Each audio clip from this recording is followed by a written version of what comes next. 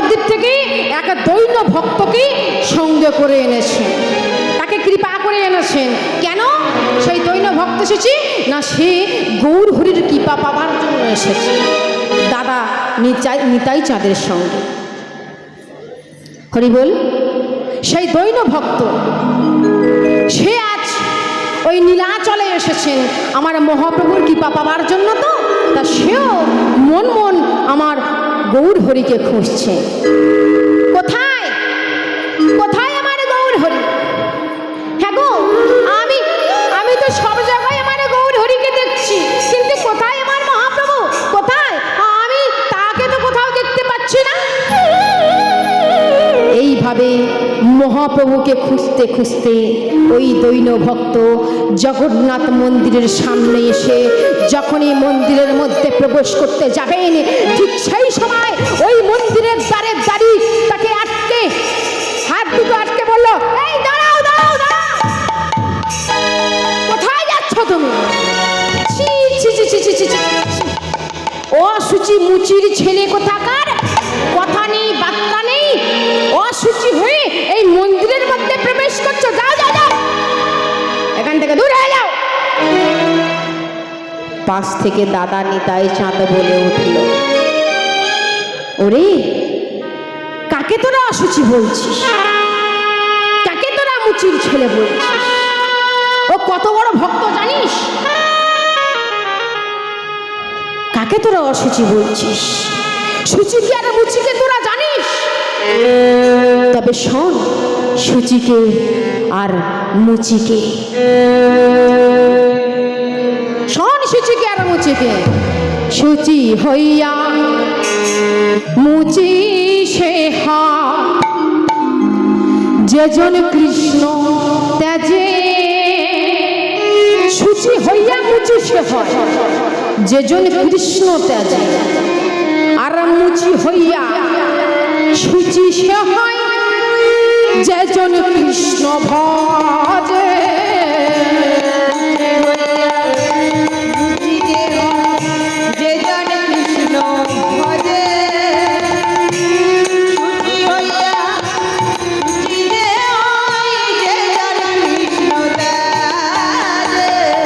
সুচি হইয়া মুচি সে হয় যেজন কৃষ্ণ ত্যাজে, মুচি হইয়া সুচি সে হয় যেজন কৃষ্ণ ভজে।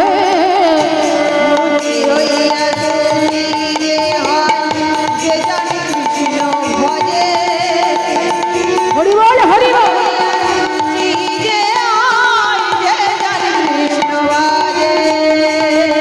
সেই তো হলো মানুষ ভাই, সেই তো হলো মানুষ ভাই, সেই তো হলো মানুষ ভাই, সেই তো হলো মানুষ ভাই। জগৎ তার সীমা নাই, সেই তো হলো মানুষ ভাই।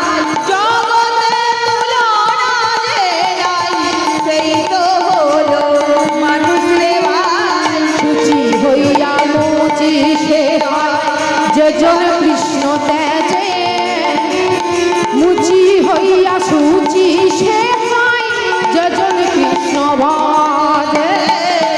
মুচি হইয়া সুচি যে হয় যেজন কৃষ্ণ ভজে, সুচি হইয়া সুচি যে হয় যেজন কৃষ্ণ ভজে। সন্তুষ্ট হয়ে প্রদীপ চক্রবর্তী 200 টাকা ওনাকে উপহার দিয়েছে। আমরা সবাই একবার হাত তালি।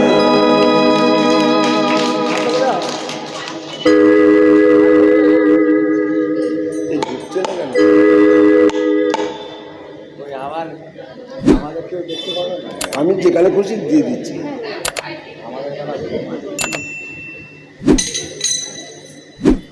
নিতাই গৌর প্রেমানন্দে হরি হরি বল হরি বল হরি বল। যে নিতাই আমা নিতাই চাঁদ বলছো, রে কাকে তোরা অসুচি বলছিস? কাকে তোরা মুচির ছেলে বলছিস? কি নিতাই দাদা, তুমি এখানে জ্ঞান দিতে এসেছো? না না, তোমাকে তো জ্ঞান দিতে হবে না। শোনো শোনো, এটা হলো পুরী জগন্নাথ মন্দির। এই মন্দিরের মধ্যে প্রবেশ করতে গেলে তাকে ব্রাহ্মণ হতে হয়, তাকে শুদ্ধ হতে হয়, তার গলায় শুদ্ধ বইতে থাকা চাই, তাকে ব্রাহ্মণ হতে হবে, তবেই সে এই মন্দিরের মধ্যে প্রবেশ করতে পারবে। নইলে কেউ এই মন্দিরের মধ্যে প্রবেশ করতে পারবে না। এই মন্দিরের মধ্যে প্রবেশ করতে গেলে তাকে ব্রাহ্মণ হতে হবে, তাকে শুদ্ধ হতে হবে, তবেই সে মন্দিরের মধ্যে প্রবেশ করবে। কি? হ্যাঁ, একই একই একই, তুমি এখন এখান থেকে গেলে না? যাও যাও, এখান থেকে দূর হয়ে যাও। অসুচি মুচির ছেলে কোথাকারে, যাও যাও, এখান থেকে দূর হয়ে যাও। আমা এই বলে ওই দৈন্য ভক্তকে ওই দ্বারের দাড়ি লাঠি পেটা করে ওই মন্দির থেকে তাড়িয়ে দিল। মারা মারা মারা রবে মারিতে লাগিল, মারিতে লাগিল।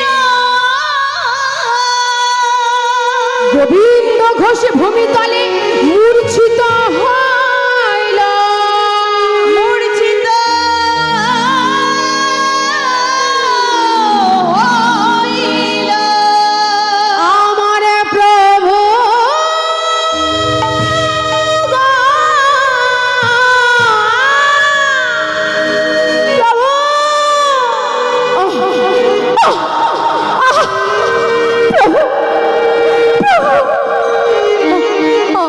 আমি সেই নদী আর নবদ্বীপ থেকে তোমার কৃপা পাওয়ার জন্য, তোমার দর্শন পাওয়ার জন্য সেই নদী আর নবদ্বীপ থেকে ছুটে এসেছি।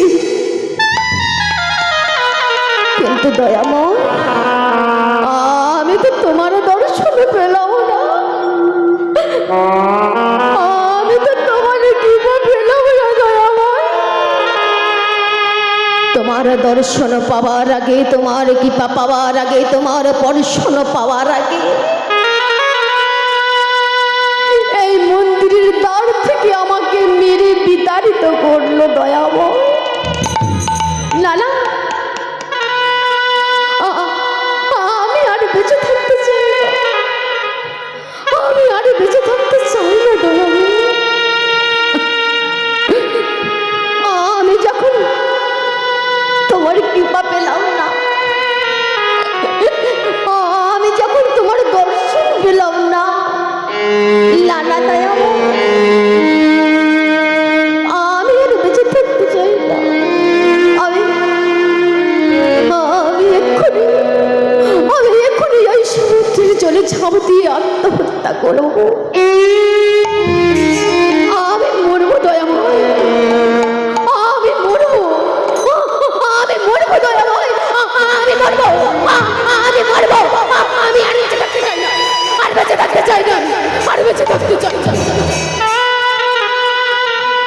এই বলে ওই দৈন্য ভক্ত ছুটতে ছুটতে সমুদ্রের দিকে চলেছে। আর এদিকে পাশ থেকে দাদা নিতাই সাথে বলে উঠল, রে আরে কাকে কাকে তোরা অসুচি বললি, কাকে তোরা মুচির ছেলে বললি, কাকে তোরা মারলি? ও যে ভক্ত, ওকে যে আমি সেই নদী আর নবদ্বীপ থেকে কৃপা করে এনেছি, আমার ভাই নিমাই যাতে ওকে কৃপা করে। আর তোরা তাকে লাঠি পেটা করে এইভাবে মন্দিরের দ্বার থেকে দূর করে তাড়িয়ে দিলে। কোথায় কোথায় আমার ভাই নিমাই, কোথায় আমার ভাই নিমাই, ভাই নিমাই, নিমাই, নিমাই, কোথায় আমার ভাই নিমাই, নিমাই, নিমাই। এই যে আমার সেই নবদ্বীপের চেনা কণ্ঠেশ্বর। তবে কি তবে কি তবে কি আমার দাদা, তবে কি আমার দাদা নিতাই চাঁদ এসেছে? দাদা, ভাই নিমাই, দাদা, ভাই নিমাই। কি দাদা, দাদা তুমি তুমি এসেছো দাদা?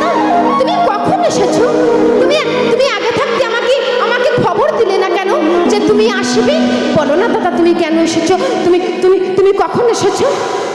ওরে ওরে, সে কথা পরে হবে, তুই আগে আমার কথা শোন, আগে আমার কথা শোন। শোন না, আমি না সেই নদিয়া নবদ্বীপ থেকে এক ভক্তকে কৃপা করে এনেছিলাম, সে যাতে তোর কৃপা পায়। তোর কৃপা পাওয়ার জন্য সেই দৈন ভক্ত আমার সঙ্গে এসেছিল, কিন্তু তোর এই মন্দিরের দ্বারে দ্বারে তাকে লাঠি পেটা করে দূর দূর করে মন্দির থেকে তাড়িয়ে দিয়েছে। সে কষ্ট সহ্য করতে না পেরে, সে তোর দর্শন না পেয়ে, সে তোর স্পর্শন না পেয়ে, সে তোর কৃপা না পেয়ে, সে ছুটতে ছুটতে গেছে সমুদ্রের দিকে আত্মহত্যা করবার জন্য। তুই ওকে ভাই রক্ষা কর, ভাই তুই ওকে রক্ষা কর। কি বললে? আমার মন্দিরের দাঁড়িয়ে এত বড় স্পর্ধা যে আমার ভক্তকে লাঠি পেটা করে তাড়িয়ে দিয়েছে। মুকুন্দ, মুরারি, তোমরা এসো, তোমরা ছুটে যাও ওই মন্দিরের দ্বারে, ওই মন্দিরের দ্বারে গিয়ে ওই দাড়িকে ওই মন্দির থেকে তাড়িয়ে দাও। আর তাড়াতাড়ি যাও তোমরা সমুদ্রের তীরে, আমার এক দৈন্য ভক্ত এসেছে, সে সমুদ্রের দিকে গেছে আত্মহত্যা করবার জন্য, তাকে তোমরা রক্ষা করো, রক্ষা করো। মাগো, সর্বভৌম মুকুন্দ মুরারি ছুটতে ছুটতে চলেছে এই কথা শুনে ওই সমুদ্রের দিকে। আর এদিকে এদিকে ওই দৈন্য ভক্ত সমুদ্রের তীরে এসে অঝর নয়নে কাঁদছে আর বলছে, হে দয়াময়,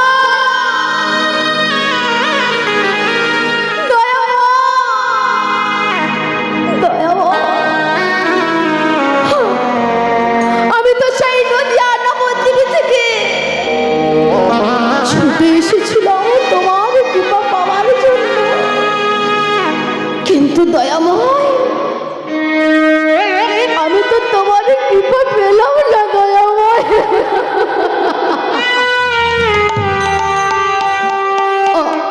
আমি তো তোমার দর্শন পেলাম না, আমি তো তোমার দর্শন পেলাম না। দয়াময়, তাহলে আর বেঁচে থেকে কি লাভ? দয়াময়, আমি তো শয়নে স্বপনে ভজনে পূজনে তোমায় ডেকে এসেছি, তোমায় ডেকে এসেছি দয়াময়। তবে যখন আমি তোমার কৃপা পেলাম না, আমি যখন তোমার দর্শন পেলাম না, তাহলে আর বেঁচে থাকতে চাই না, আর বেঁচে থাকতে চাই না, আর বেঁচে থাকতে চাই না। আমি এখনই এই সমুদ্রের জলে যাবো দিয়ে আত্মহত্যা করব। আমি এখনই আত্মহত্যা করব। আমি এখনই আত্মহত্যা করব। দাঁড়া! কি করছিস?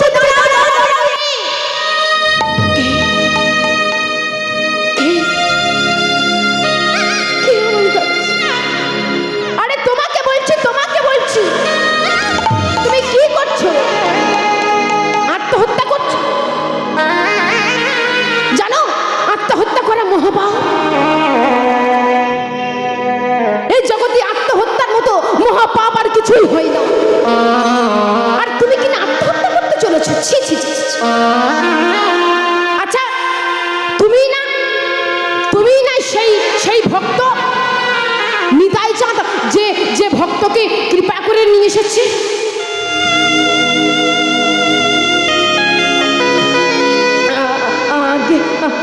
আমি সেই ভক্ত,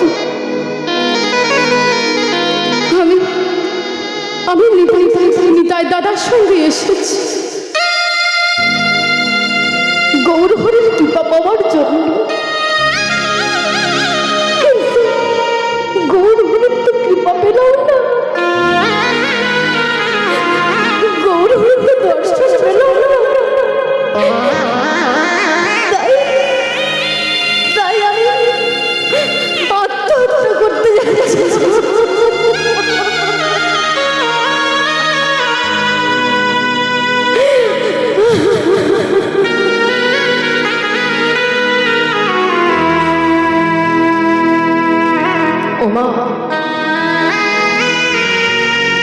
ওই সর্বভৌম মুকুন্দ মুরারি